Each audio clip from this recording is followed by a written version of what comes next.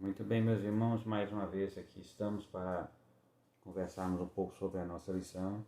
Hoje, continuando sempre aquela questão da igreja, nós estamos falando sobre a igreja, a função da igreja, as atitudes e atividades que a igreja deve exercer, bem como considerando essa igreja como a instituição, como também a comunidade e como também o indivíduo. Podemos considerar cada um desses termos nas nossas lições, mas nós estamos sempre tratando mais como a igreja como indivíduo, e nessa lição, e em algumas nós fizemos para trás, a igreja também como comunidade. E hoje também nós vamos considerar a igreja como comunidade, mas também ela como indivíduo. A nossa lição trata hoje no texto de Efésios, capítulo 4, e aí nós vamos comentar a primeira parte do capítulo e ficar nos versículos de 7 até o versículo 16.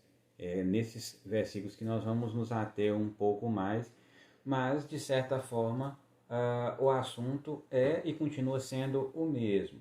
É o que nos tem trazido esses dias, diz respeito ao nosso amadurecimento, diz respeito à nossa vida cristã e diz respeito também à nossa função dentro da igreja como um corpo de Cristo. No caso da nossa lição de hoje, o capítulo 4 de Efésios, o capítulo 4 de Efésios nos trata basicamente para nós da prática da vida cristã. Basicamente é o que é que nós precisamos fazer para manter o dinamismo da nossa vida cristã, porque a vida cristã ela é e precisa ser dinâmica. E aí, à medida que nós damos dinamismo à nossa vida cristã, nós também amadurecemos. E aí também quando nós amadurecemos, nós desenvolvemos na nossa comunidade uma unidade cristã.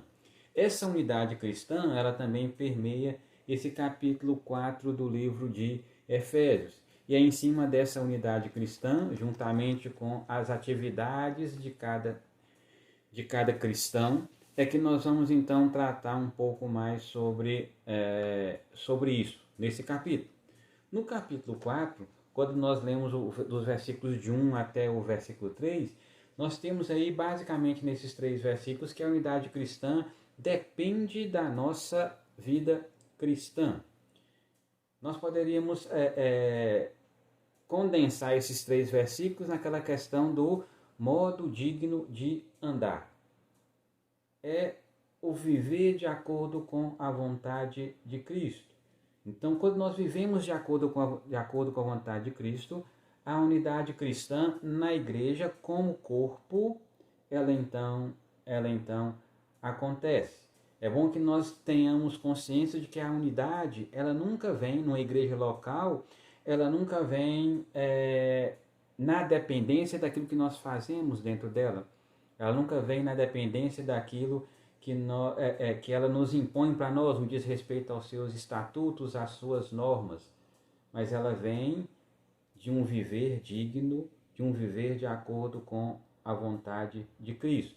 Ou seja, dela depende das nossas qualidades morais, depende das nossas virtudes cristãs.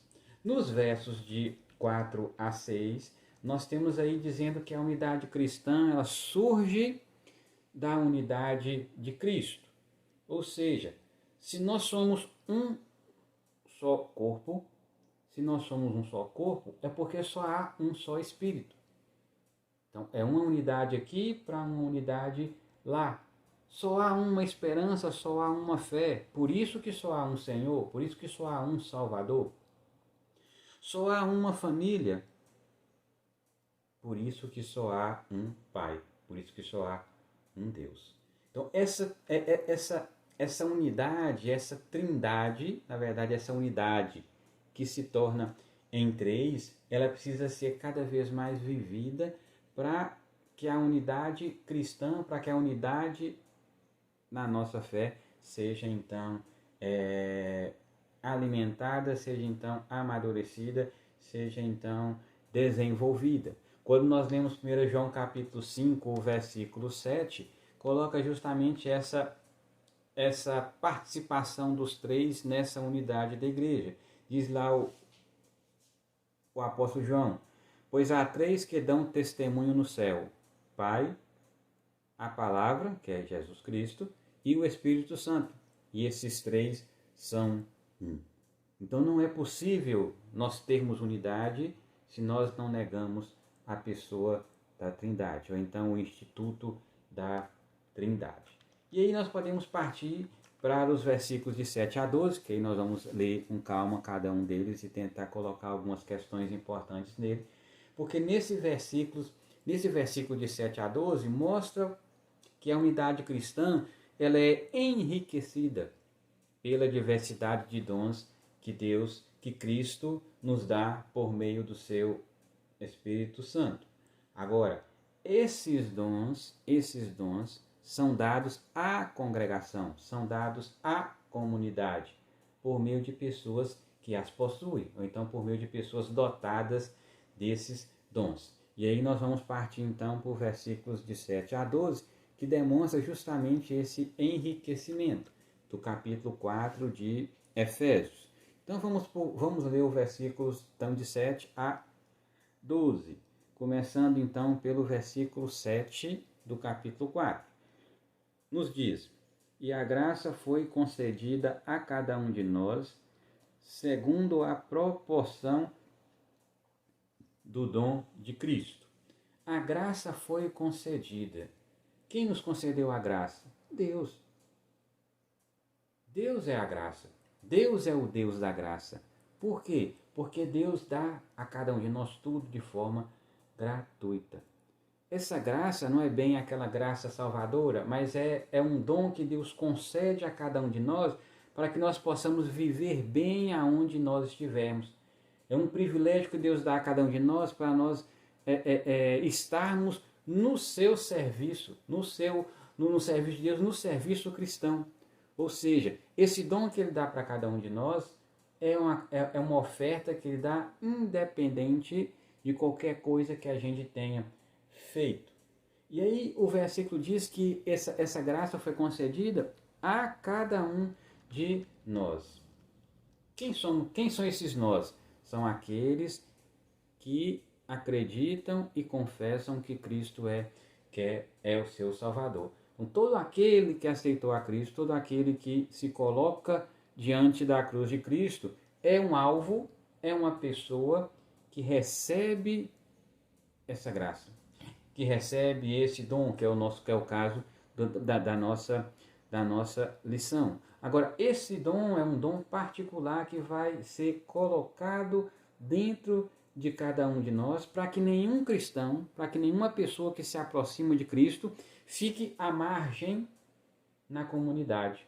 Ou seja, todo cristão que chega a uma comunidade cristã, ele tem de Deus uma missão para cumprir ali, naquele local. Ou seja, ele é um benefício e precisa ser um benefício para a comunidade, para aquela congregação. Mas aí é bom nós lembrarmos que esses dons não são uniformes. A congregação, aquela comunidade, cada membro tem um dom diferente. Não há uma uniformidade de dons ali. Por quê? Porque pela sabedoria de Deus, Ele quer que cada um dependa do outro dentro daquela comunidade. Não há ninguém ali autossuficiente no que diz respeito a ter todos os dons. Mas cada um vai ter um dom de tal forma que é útil para o outro e o dom do outro vai ser útil para cada um de nós. Por isso que há essa diversidade de dons. Por isso que Deus não dá todos os dons para uma única pessoa, para que então haja essa comunhão entre os membros. E aí haja então esse compartilhamento de dons que cada um precisa ter para ser direcionada para a igreja, direcionada para aquela comunidade, que é para isso que a pessoa está lá. E aí o versículo 7 termina segundo a proporção do dom de Cristo. O dom de Cristo, então, é uma proporção, é um dom imensurável. É um dom imensurável. Mas o dom de Cristo é um dom dado para o bem, para o benefício do homem.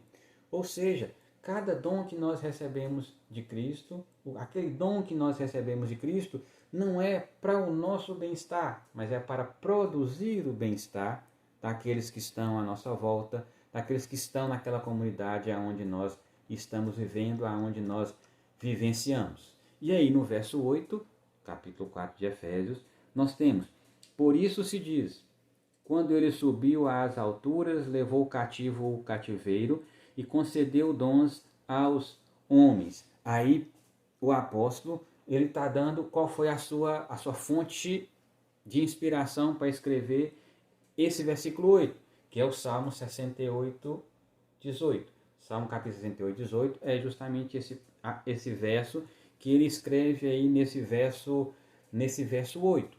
Então aí ele diz que quando ele subiu às alturas, quando Cristo voltou à sua casa celestial, ele levou cativo o cativeiro. O que é que Jesus levou junto o cativeiro? Quando Jesus voltou aos céus, ele capturou aquilo que tinha nos capturado.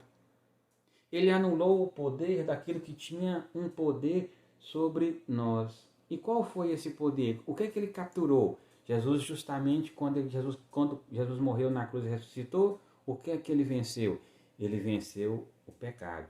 Ele derrotou o pecado. Ele venceu a Satanás pela sua ressurreição. E aí o que Cristo fez? Levou esse mal cativo e deixou com que o poder de Satanás, o mal do pecado, ele deixou então impotente aqui na terra. Que é o que um rei faz quando vence uma batalha. Quando o rei vence uma batalha, quando alguém vence uma batalha, o que é que faz? Leva cativo as pessoas, né, de tal forma que essas pessoas não têm mais triunfo sobre ela. O levar cativo demonstra que quem levou triunfa sobre os perdedores. Com isso, Deus devolve o homem a Deus. Por quê? Porque se Deus venceu o pecado, se Deus venceu Satanás, Deus então levou Satanás cativo,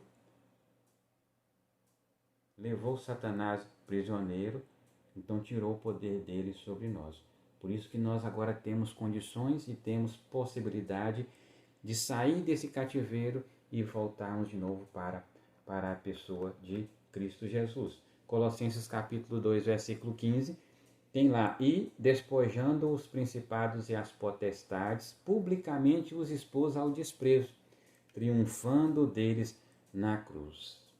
E aí o versículo termina dizendo que e concedeu dons aos homens. Este aí é o despojo. Esse aí é o que Jesus ganhou naquela guerra. E aí ele faz o quê? Ele presenteia aqueles que recebem a Cristo com esse despojo. Presenteia. Dá a cada um, daqueles que o recebem, ele dá a cada um um presente diferente, um tipo de presente, porque cada um vai receber o seu dom, cada um vai receber uma parte do despojo dessa vitória que Jesus obteve com a sua ressurreição sobre a morte e sobre o pecado. E aí no versículo 9,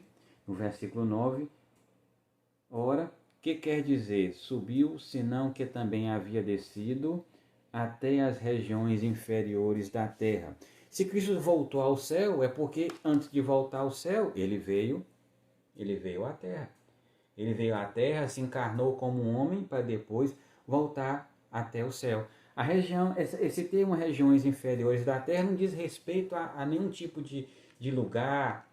Diz respeito, está simplesmente mostrando que Jesus veio à terra, se encarnou como um homem, e aí, quando ele morreu, ele foi àquelas regiões inferiores que a Bíblia fala, mas de lá saiu e ressuscitou.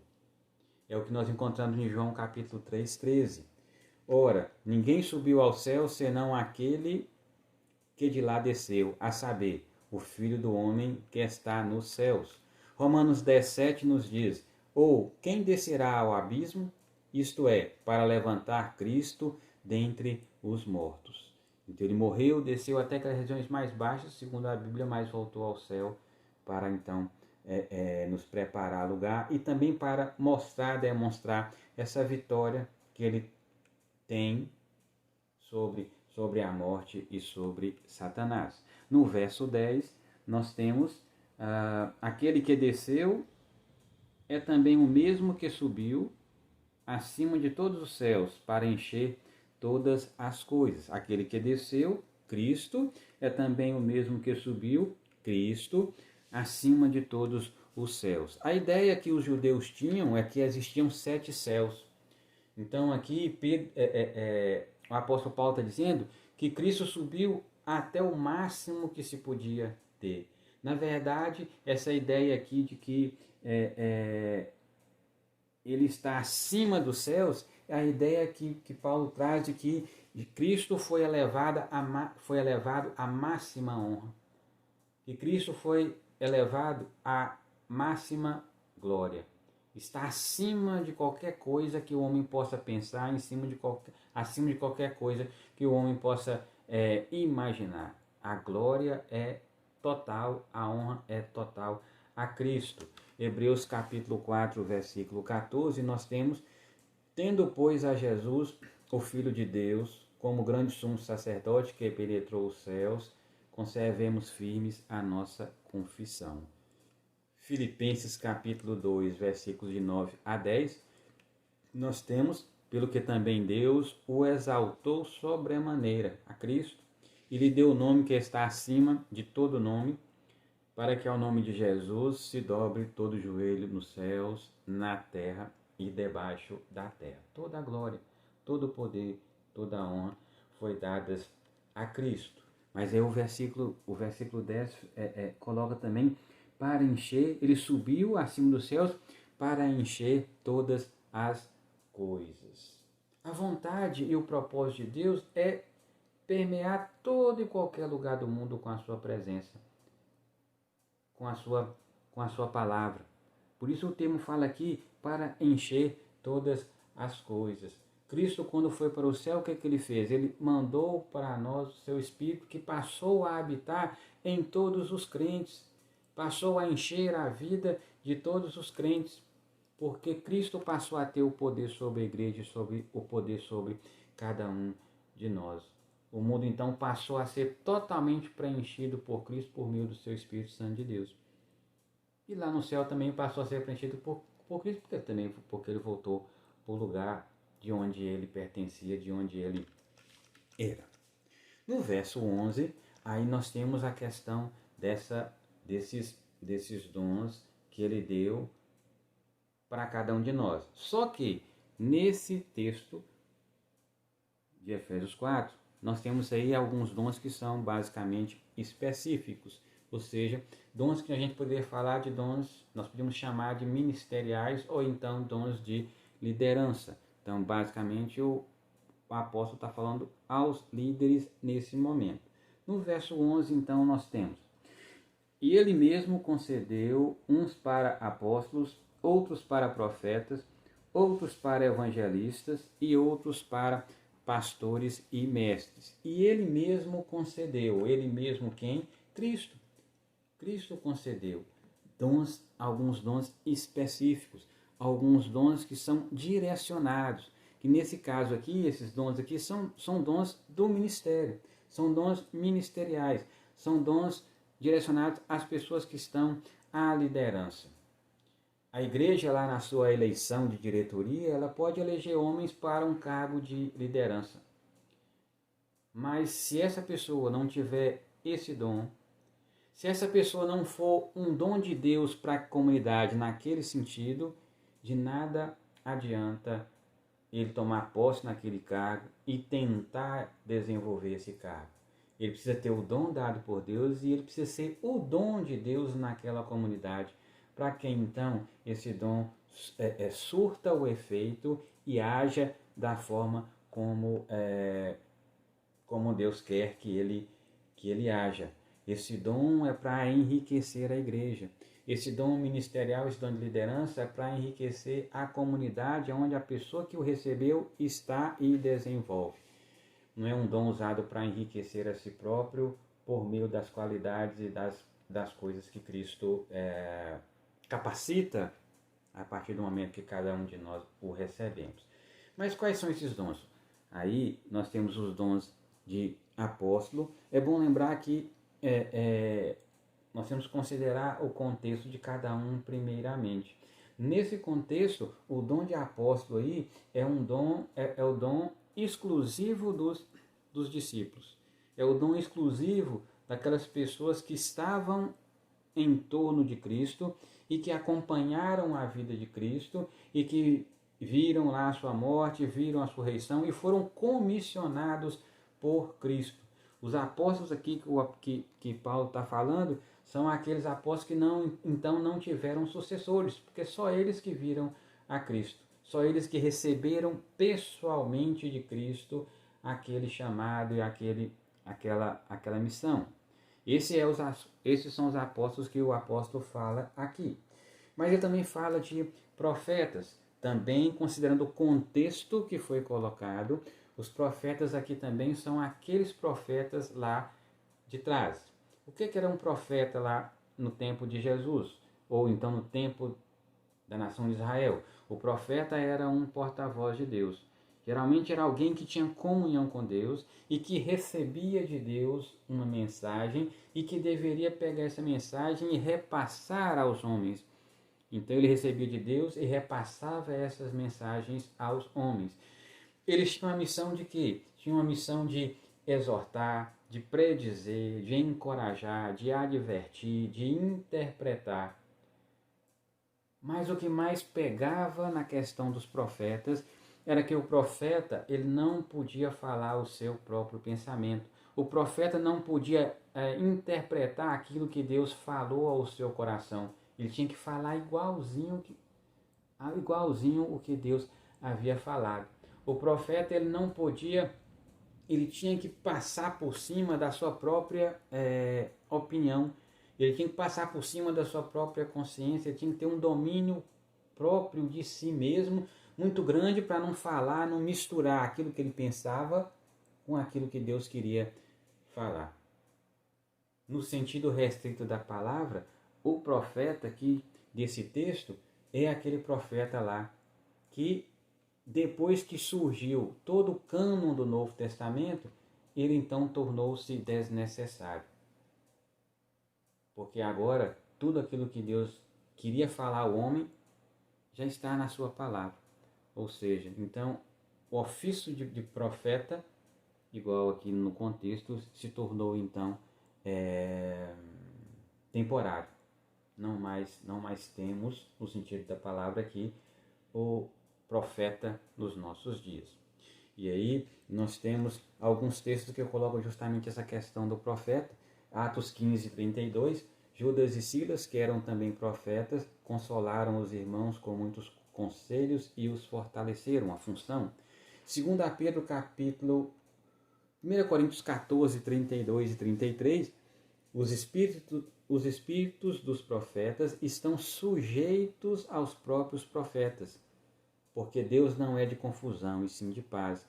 Então o espírito do profeta tem que estar abaixo, tem que estar submetido ao Espírito de Deus, para não misturar uma coisa com a outra, senão a mensagem de Deus deixa de ser uma mensagem de paz, passa a ser uma mensagem de confusão, porque mistura-se o que Deus quer falar e o que o profeta pensa que Deus quer falar. 2 Pedro capítulo 1, versículos 20 e 21, sabendo primeiramente isto, que nenhuma profecia da Escritura provém de particular elucidação, porque nunca jamais qualquer profecia foi dada por vontade humana.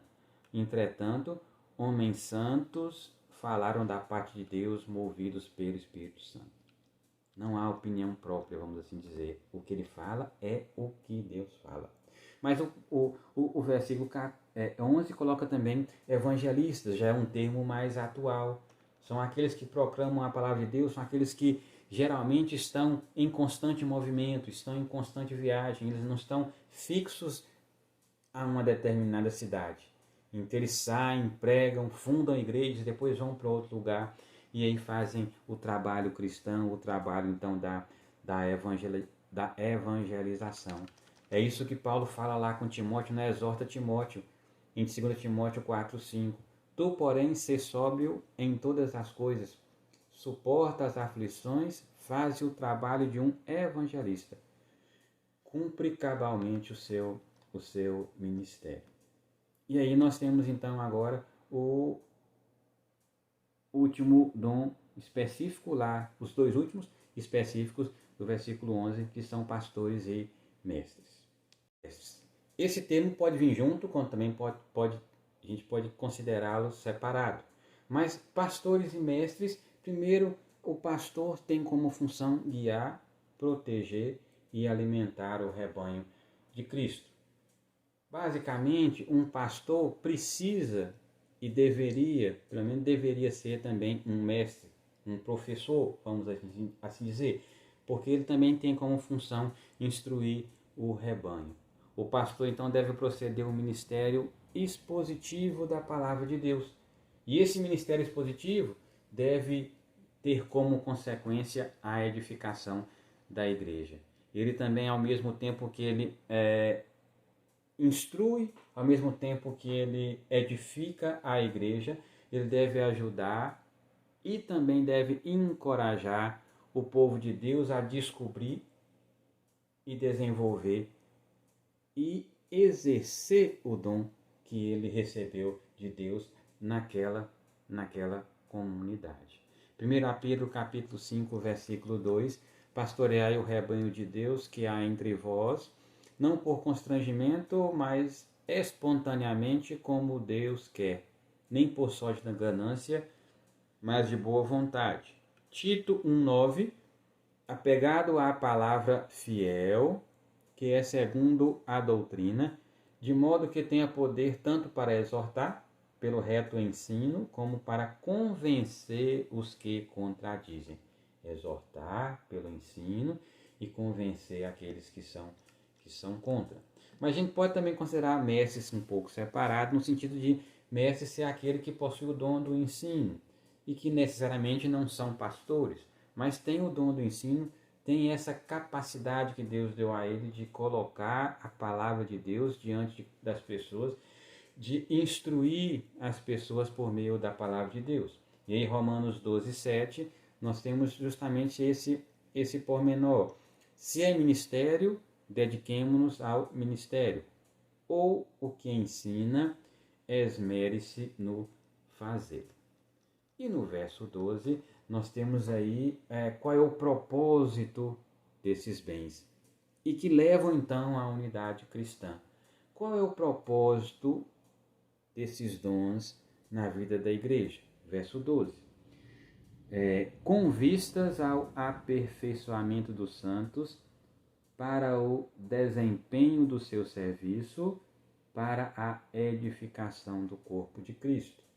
3 propósitos claros nós temos aí nesse verso 12. Primeiro propósito, com vistas ao aperfeiçoamento dos santos.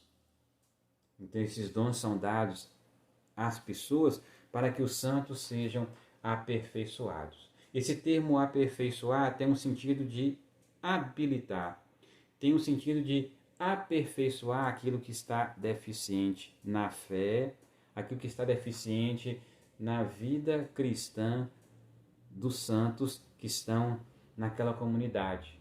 É como se restaurar alguma coisa, a condição original, ou então a sua forma de perfeição, ou então a sua forma adequada. Nesse contexto que a gente está tendo aqui desse verso, é conduzir o cristão que está em pecado para a obediência. É conduzir o cristão a pessoa que está longe para perto de Cristo, para o caminho de Cristo. E a única forma e a única chave para se conseguir isso é por meio da Escritura.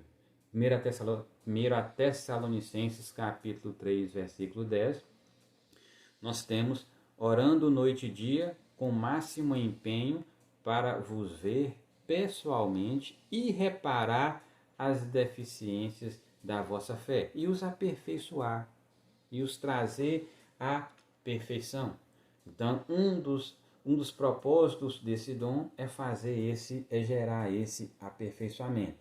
Que responsabilidade, então, daqueles que se dizem líderes e que ocupam tais cargos. E outro propósito, para o desempenho do seu serviço. Isso aí já não é mais a liderança.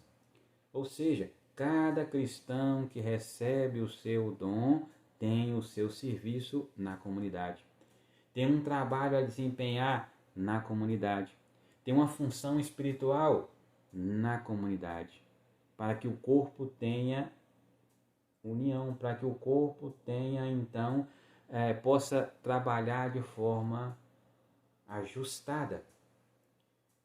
É de interesse, então, dos santos da comunidade e não apenas dos líderes executar a obra do ministério, executar a obra de Deus. Os líderes têm esse propósito de aperfeiçoar ou então de equipar os membros para que essa obra, então, para que esse desempenho, então, seja proporcionado, feito e realizado pelos santos daquela comunidade. 1 Coríntios capítulo 15, versículo 58. Portanto, meus amados irmãos, sede firmes, inabaláveis e sempre abundantes na obra do Senhor, sabendo que no Senhor o vosso trabalho não é vão.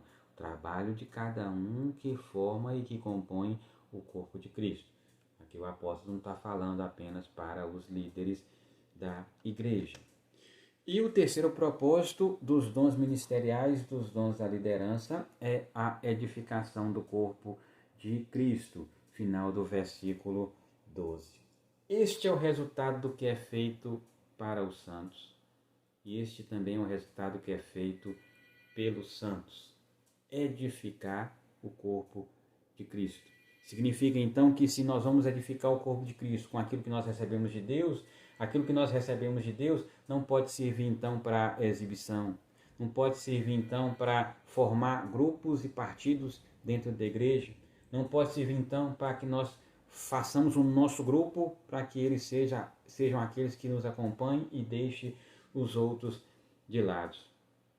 A liderança, quando ela é eficiente, ela auxilia cada cristão, cada santo, cada crente a encontrar o propósito e o modo correto de agir naquela comunidade, de tal forma que o seu dom seja um benefício para aquela comunidade, de tal forma que o seu dom seja um benefício para os santos que estão ali naquela comunidade com ele.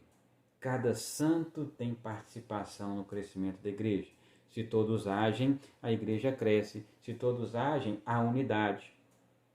Se todos agem, então, a palavra de Deus, o propósito de Deus se torna vívido na vida de cada um deles. Então, nós conseguimos edificar a igreja, nós construímos a igreja, pela palavra de Deus. Não se edifica nenhuma igreja, não se constrói nenhuma igreja com programa, não se constrói igreja com recreação, não se constrói igreja com entretenimento. Mas a igreja ela é construída pela palavra de Deus, porque a igreja precisa ter alimento espiritual. E o alimento espiritual só se consegue, só se obtém por meio da palavra de Deus, por meio do estudo da palavra de Deus, por meio da dinâmica de se conhecer a palavra de Deus. Atos capítulo 20, versículo 32. Agora, pois, encomendo-vos ao Senhor e à palavra da sua graça. Olha o que é que diz? Que tem poder para vos edificar. Quem edifica a igreja, quem edifica o santo é a palavra da graça de Deus, é a palavra de Deus. E essa mesma palavra, além de edificar, diz o versículo, e dar herança entre todos os que são santificados. Mas o último passo da unidade cristã, que nós encontramos nesse capítulo 4, está então nos versículos de 13 a 16, que dizem respeito, então, vai haver unidade cristã, e para que haja unidade cristã, é preciso que haja maturidade do nosso crescimento. Para que haja unidade, é preciso que a gente cresça. Para que haja unidade cristã, é preciso que a gente amadureça. E os versículos de 13 a 16 coloca justamente isso. Passa a ser, então, esse amadurecimento e esse crescimento passa a ser também um objetivo da própria igreja, o objetivo da própria comunidade cristã. Mas para isso, os cristãos, os santos, precisam estar alimentados, nutridos da palavra de Deus e também, é claro, preparados para o seu serviço, para o trabalho. Então, quais são os pontos de chegada dessa jornada da vida cristã? Então, vamos para o versículo 13. O versículo 13 nos coloca quais são esses pontos de chegada. Vamos ao versículo 13 do capítulo 4 de Efésios. Até que todos cheguemos à unidade da fé e do pleno conhecimento do Filho de Deus, à perfeita varonilidade, à medida da estatura da plenitude de Cristo. Então, aonde nós precisamos chegar? Aonde a igreja precisa chegar? O versículo começa que ela precisa chegar na unidade da fé. A unidade dos crentes em Cristo leva a uma unidade, tende a uma unidade na fé. Quando a unidade na fé ela é corretamente compartilhada, todas as pessoas que têm diferentes tipos de erro, que têm diferentes tipos de ignorância, entre aspas, que têm diferentes tipos de, vamos dizer assim, de pecados, elas conseguem então, elas compreendem então a necessidade de se unirem e crescerem em direção a uma única esperança, a uma única dependência do único Senhor, do único dono da igreja. E assim essas pessoas com diferentes pecados, com diferentes origens, com diferentes ignorâncias, elas então começam a lutar pelo progressivo amadurecimento e edificação do corpo de Cristo, que é um alvo que a gente precisa alcançar a cada momento. A unidade na fé junta as pessoas diferentes e tornam todas elas uma só. Agora, é claro, em cima daquela mesma fé. Mas o ponto de chegada não é só a unidade da fé. Essa unidade da fé ela tem que acontecer pelo conhecimento, versículo 13, e do pleno conhecimento do Filho de Deus. Nós jamais vamos conhecer alguém apenas usando a mente. Nós jamais vamos conhecer alguém lendo só o que ela escreve no WhatsApp. É preciso que nós tenhamos comunhão com essa pessoa. Então, para que a gente tenha esse pleno conhecimento do Filho, é preciso que a gente tenha comunhão com o Filho. Não é só conhecer de ouvir falar, não é só conhecer de saber o que é que ele fala, mas é ter comunhão. Ter comunhão. Nós precisamos ouvir mais acerca de Jesus, nós precisamos ouvir mais acerca daquilo que ele faz, nós precisamos ouvir mais daquilo que ele é, daquilo que ele faz, nós precisamos conhecer mais a Cristo, para que nós então tenhamos um pleno conhecimento de Cristo. Para isso, precisamos ter iniciativa. Não é só sentando nos bancos da igreja que nós vamos conhecer a Cristo.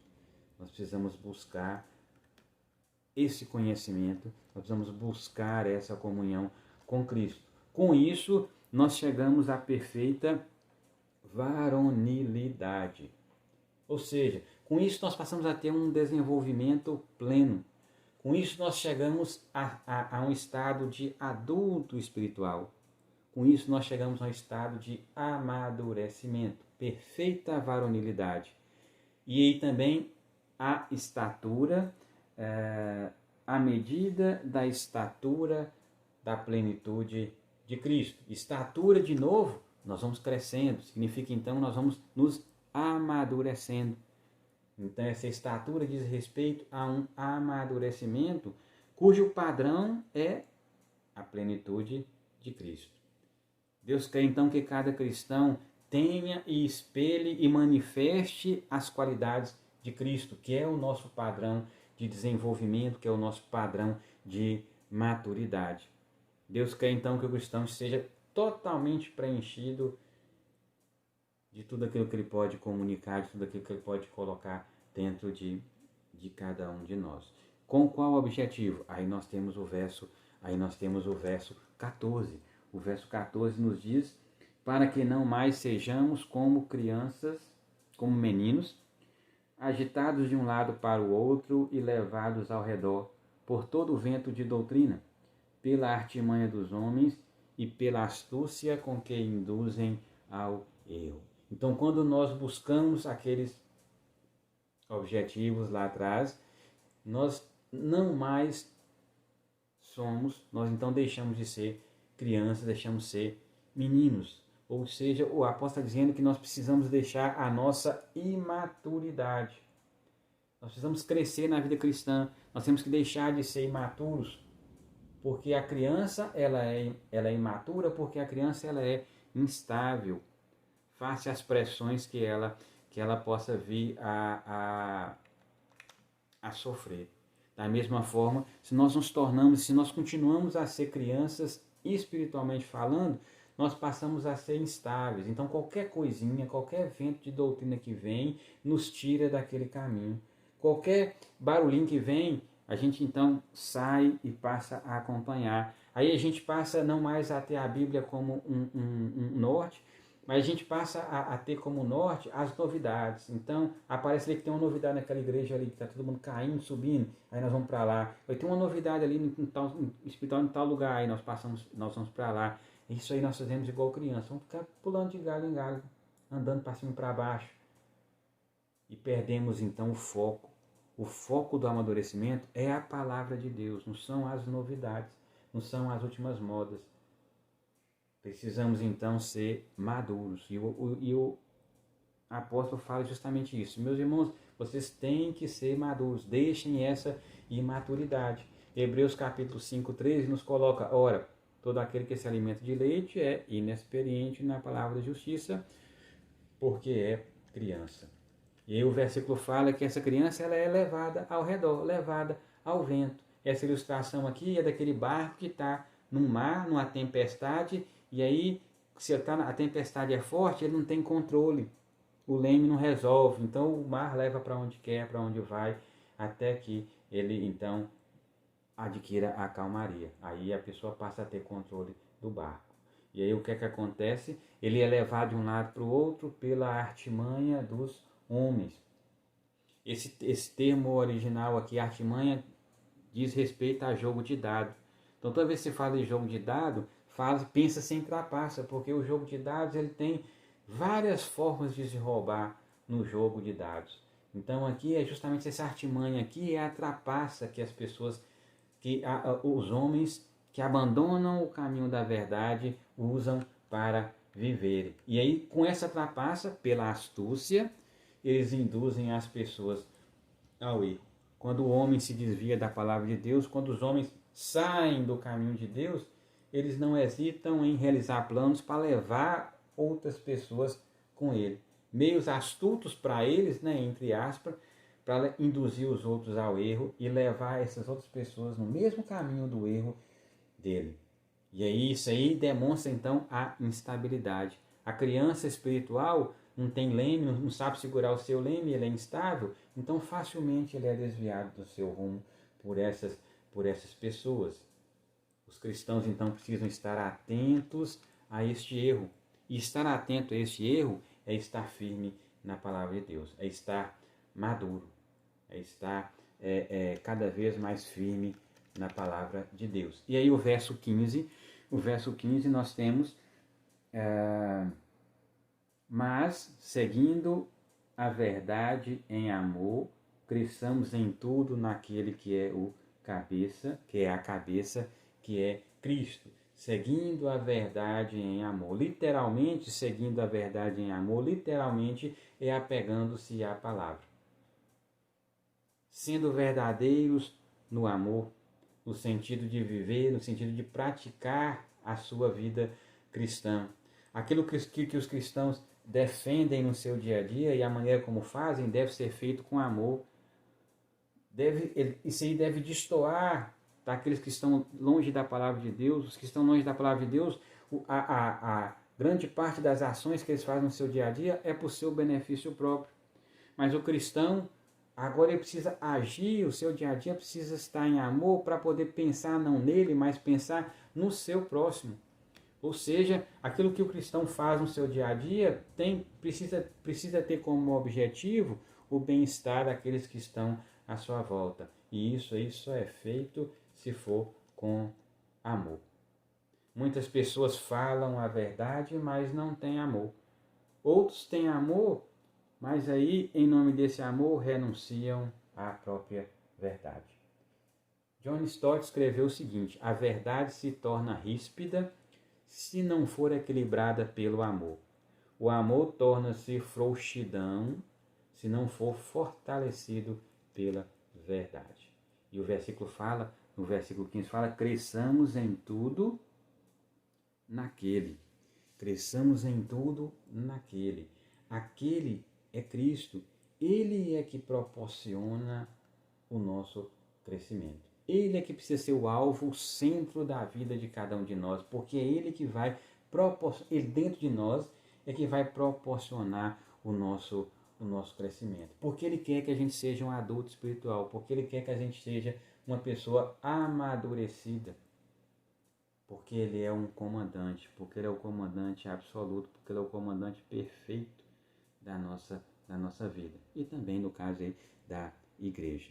E no versículo 16, de quem todo o corpo, bem ajustado e consolidado pelo auxílio de toda junta, segundo a justa cooperação de cada parte, efetua o seu próprio aumento para a edificação de si mesmo em amor.